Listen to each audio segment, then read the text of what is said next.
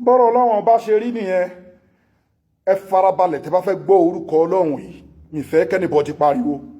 Ẹ farabalẹ̀ pé wọ́n ti sàṣìyàn, ègún wà lórí èèyàn, wọ́n tàyàn láṣẹ, wọ́n ṣépè fún yàn, ẹnìkan fìyàn gégún.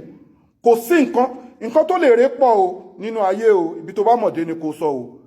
Àmọ́ nǹkan tó máa ré ègún, tó máa ré òṣì, tó máa ré ìdààmú kúrò lórí èèyàn tó tó Ayatul Kursi yìí èmi ò mọ̀. The throne verse, torí gbogbo security ayé pátápátá under ẹ̀ ló wà, gbogbo ìkẹ́ ayé under ẹ̀ ló wà, ló fi jẹ́ throne verse. Àṣà ìtọ́ni dẹ́ confirm Ayatul Kursi yìí. Ó confirm ẹ̀fà bò rírà. Ayatul Kursi yìí ni kò wá lọ ṣe, jẹ́ kí n gbé ẹ débẹ̀ tán, dẹ̀ ṣe sàárà ẹ̀ kó dẹ̀ fi fídíò ìránṣẹ́. Ọjọ́ méje ló fẹ́ fi ṣe.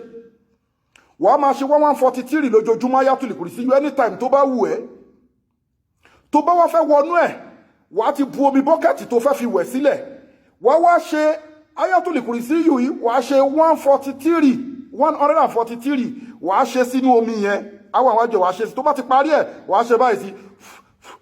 Wàá tá òsì kì í ṣe pé kò tutọ́ sí ni.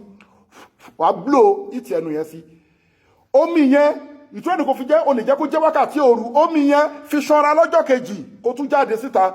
Ọjọ́ kejì kò fi ṣanra láàárọ̀ ọjọ́ kejì kó tún jáde síta. Wàá tún bọ́ sí ọjọ́ kejì, ọjọ́ méje ló wá fi ṣe. Wàá tún wákàtí òru, o dẹ̀ lè ṣe wákàtí ọ̀sán, but wákàtí òru wà òkè. Wàá tún ta ọ̀dà Ayatul Kursi yìí 143 sí omi.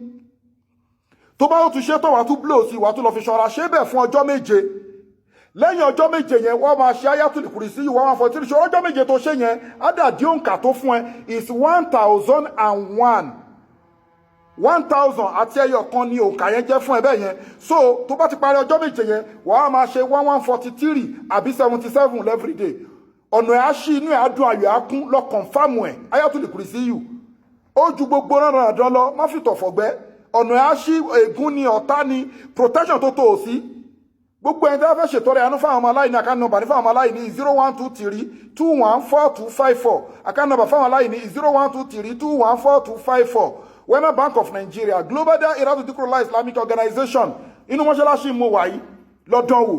Gbogbo ẹni tí a bá ní ìpèníjà lórí àìsàn ọlọ́jọ́ pípẹ́ ni, ayé ń dàyàn láàmú ni, cancer ni, diabetics ni, àlìjọ̀nú yọ̀ lẹ́nu ẹ, contact Global Dahiratu Dhikrlahi Islamic Organization, Health and Spiritual Department lórí nọ́mbà +2761-295-6389.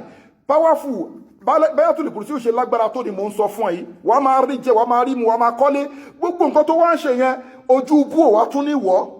Ẹ ti àwọn èèyàn ò tún wá ní wọ́. Torí pé Kursi yìí yẹn gangan ló open way ẹ. A tún wá máa guide nǹkan tó ń ṣe lọ́wọ́. Assalamu alaikum.